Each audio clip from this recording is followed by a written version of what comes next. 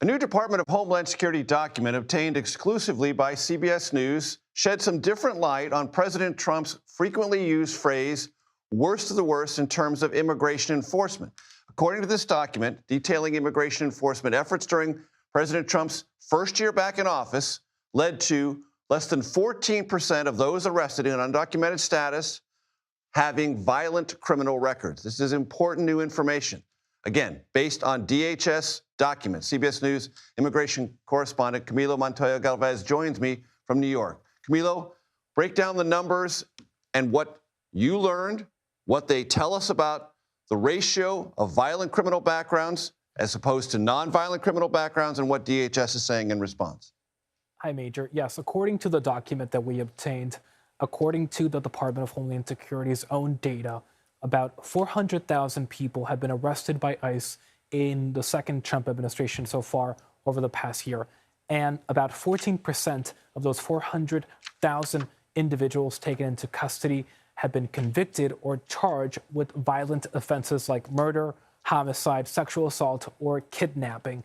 About 2% have been convicted or charged with homicide or sexual assault, and another 2% have been identified as gang members, despite the fact, Major, that, as you know, Trump administration officials and the president himself often talk about ICE enforcement efforts focusing on murderers, rapists, and gangsters. They represent a significant and also a very small fraction of the overall number of people being arrested by ICE because of allegations that they are in the country illegally. That doesn't mean that everyone else who appears in this document is innocent. Everyone is being accused, Major, of violating U.S. immigration law, but that is typically treated as a civil offense, typically handled in immigration court, not in a criminal proceeding. And the data does illustrate that while many criminal immigrants are being arrested by ICE, the vast majority of the people being swept up by the operations do not have any criminal record. And if they do not have any violent offenses on their rap sheet. So it does really undermine the administration's statements, repeated statements, that is, that they are going after the worst of the worst mainly, Major.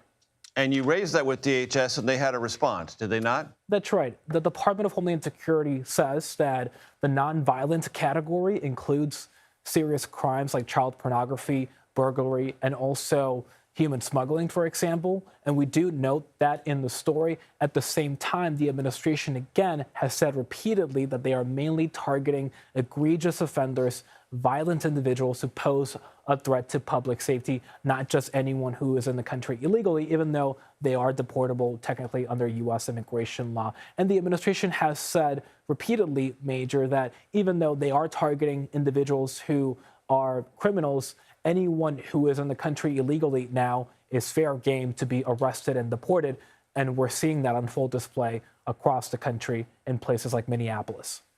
The rhetoric matters. Even more important, the numbers and the actual crimes alleged or convicted matter as much, if not more. Camilo Montoya-Galvez, excellent reporting. Thank you as always. Thanks, Major.